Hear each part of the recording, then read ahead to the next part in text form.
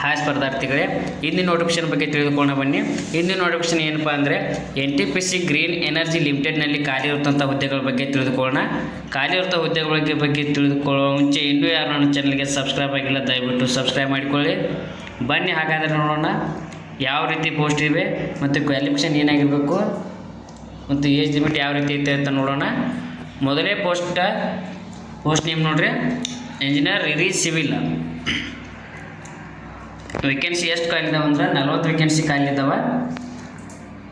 ಮತ್ತು qualification ಏನಾಗಿರ್ಬೇಕಂದ್ರೆ BE ಅಥವಾ BTech in degree civil engineering ಆಗಿರಬೇಕು. ಮಿನಿಮಮ್ 60% ತೊಗೊಂಡು ಪಾಸ್ ಆಗಿರಬೇಕು.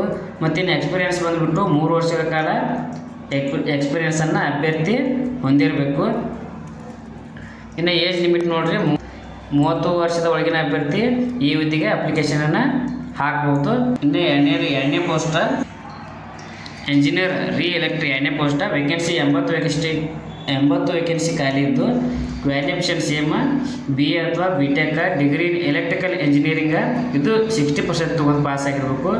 ಮತ್ತು 3 ವರ್ಷಗಳ ಕಾಲ ವ್ಯಕ್ತಿಗೆ ವೃತ್ತಿಯ ಬಗ್ಗೆ ಅನುಭವವನ್ನು ಹೊಂದಿರಬೇಕು. ಇನ್ನು ಏಜ್ ಲಿಮಿಟ್ ಬಂದ್ಬಿಟ್ಟು 30 ವರ್ಷದ ಒಳಗಿನ ಅಭ್ಯರ್ಥಿ ಮಾತ್ರ ಈ ಹುದ್ದೆಗೆ ಅಪ್ಲಿಕೇಶನನ್ನು ಹಾಕ್ಬೋದು. ಇನ್ನು ಮೂರನೇದಾಗಿ ಇಂಜಿನಿಯರ್ ಮೆಕ್ಯಾನಿಕಲ್ ಇಂಜಿನಿಯರ್. ಇದು ವೇಕೆನ್ಸಿ ಬಂದ್ಬಿಟ್ಟು 15 ವೇಕೆನ್ಸಿ ಖಾಲಿ ಇದಾವೆ. ಮತ್ತು ಕ್ವಾಲಿಫಿಕೇಷನ್ ಏನಾಗಿರ್ಬೇಕಪ್ಪ ಅಂದ್ರೆ BE BTech degree in mechanical engineer ಒಳಗೆ 60% ತೊಗೊಂಡು ಪಾಸ್ ಆಗಿರಬೇಕು. ಮತ್ತು ಎಕ್ಸ್ಪೀರಿಯೆನ್ಸ್ 3 ವರ್ಷಗಳ ಕಾಲ ವ್ಯಕ್ತಿ ವೃತ್ತಿಯ ಬಗ್ಗೆ ಅಂದರೆ ತನಗೆ ಆದ ಕ್ವಾಲಿಫಿಕೇಷನಲ್ಲಿ ಅಭ್ಯರ್ಥಿಗೆ 3 ವರ್ಷಗಳ ಕಾಲ ಎಕ್ಸ್ಪೀರಿಯೆನ್ಸನ್ನು ಹೊಂದಿರಬೇಕು. ಇನ್ನು ಏಜ್ ಲಿಮಿಟ್ ನೋಡಿರಿ, 30 ವರ್ಷದ ಒಳಗಿನ ಅಭ್ಯರ್ಥಿ ಈ ಹುದ್ದೆಗೆ ಅಪ್ಲಿಕೇಶನನ್ನು ಹಾಕ್ಬೋದು. ಇನ್ನು ನಾಲ್ಕನೇದಾಗಿ ಎಕ್ಸಿಕ್ಯೂಟಿವ್ ಹ್ಯೂಮನ್ ರಿಸೋರ್ಸ್ ಆಫೀಸರ. ಇವ್ರು 7 ವೇಕೆನ್ಸಿ ಖಾಲಿ ಇದ್ದಾವೆ. ಇದು ಕ್ವಾಲಿಫಿಕೇಷನ್ ಏನಾಗಿರ್ಬೇಕಂದ್ರೆ ಗ್ರ್ಯಾಜುಯೇಷನ್ ಆಗಿರಬೇಕು, 2 ವರ್ಷಗಳ ಕಾಲ ಗ್ರ್ಯಾಜುಯೇಷನ್ ಆಗಿರಬೇಕು. ಮತ್ತು ಮಿನಿಮಮ್ 3 ವರ್ಷಗಳ ಎಕ್ಸ್ಪೀರಿಯೆನ್ಸನ್ನು ಅಭ್ಯರ್ಥಿ ಹೊಂದಿರಬೇಕು. ಏಜ್ ಲಿಮಿಟ್ ನೋಡಿರಿ, ಏಜ್ ಲಿಮಿಟ್ 30 ವರ್ಷ ಆದ ಅಭ್ಯರ್ಥಿ ಮಾತ್ರ ಈ ಹುದ್ದೆಗೆ ಅಪ್ಲಿಕೇಶನನ್ನು ಹಾಕ್ಬೋದು. ಇನ್ನು ಐದನೇದಾಗಿ ನೋಡಿರಿ, 5ನೇ ಪೋಸ್ಟ್ ಎಕ್ಸಿಕ್ಯೂಟಿವ್ ಫೈನಾನ್ಸ್ ಒಳಗೆ ನಂಬರ್ ಆಫ್ ವೇಕೆನ್ಸಿ 26 ವೇಕೆನ್ಸಿ ಖಾಲಿ ಇದಾವೆ. ಮತ್ತು ಕ್ವಾಲಿಫಿಕೇಷನ್ ಏನಾಗಿರ್ಬೇಕಂದ್ರೆ CA ಚಾರ್ಟೆಡ್ ಅಕೌಂಟೆಂಟ್ ಅಥವಾ CMA ಕ್ವಾಲಿಫಿಕೇಷನ್ ಅಭ್ಯರ್ಥಿ ಹೊಂದಿರಬೇಕು. ಮತ್ತು 1 ವರ್ಷಗಳ ಕಾಲ ವ್ಯಕ್ತಿಗೆ ಎಕ್ಸ್ಪೀರಿಯೆನ್ಸನ್ನು ಹೊಂದಿರಬೇಕು. ಇನ್ನು ಮತ್ತು ಏಜ್ ಲಿಮಿಟ್ ನೋಡಿರಿ, ಏಜ್ ಲಿಮಿಟ್ 30 ವರ್ಷಗಳ ಒಳಗಿನ ಅಭ್ಯರ್ಥಿ ಈ ಹುದ್ದೆಗೆ ಅಪ್ಲಿಕೇಶನನ್ನು ಹಾಕ್ಬೋದು. ಇನ್ನು ಆರನೇದಾಗಿ ನೋಡಿರಿ, ನಂಬರ್ ಆಫ್ ವೇಕೆನ್ಸಿ 4 ವೇಕೆನ್ಸಿ ಖಾಲಿ ಇದ್ದ ವೇಕೆನ್ಸಿ 10 ವೇಕೆನ್ಸಿ ಖಾಲಿ ಇದಾವೆ. ಮತ್ತು ಕ್ವಾಲಿಫಿಕೇಷನ್ ಇದ್ರಾಗ BE ಅಥವಾ BTech ಮತ್ತು PG ವಿತ್ ಡಿಪ್ಲೊಮಾ ಮೆಟೀರಿಯಲ್ ಮ್ಯಾನೇಜ್ಮೆಂಟ ಅಥವಾ ಸಪ್ಲೈ ಚೈನ್ ಮ್ಯಾನೇಜ್ಮೆಂಟ ಅಥವಾ MBA ಇದ್ರೆ.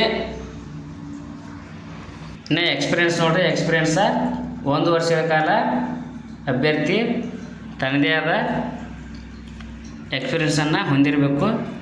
ಇನ್ನು ಏಜ್ ಲಿಮಿಟ 30 ವರ್ಷದ ಒಳಗಿನ ಅಭ್ಯರ್ಥಿ ಮಾತ್ರ ಈ ಹುದ್ದೆಗೆ ಅಪ್ಲಿಕೇಶನನ್ನು ಹಾಕ್ಬೋದು. ಇನ್ನು ನೋಡಿರಿ ಸೆಲೆಕ್ಷನ್ ಪ್ರೊಸೆಸ್ ಯಾವ ರೀತಿ ಇರ್ತದೆ ನೋಡಿರಿ. ಈ ಹುದ್ದೆಗೆ ಸೆಲೆಕ್ಷನ್ ಪ್ರೊಸೆಸ್ CBT ಟೆಸ್ಟ್ ಇರ್ತದೆ.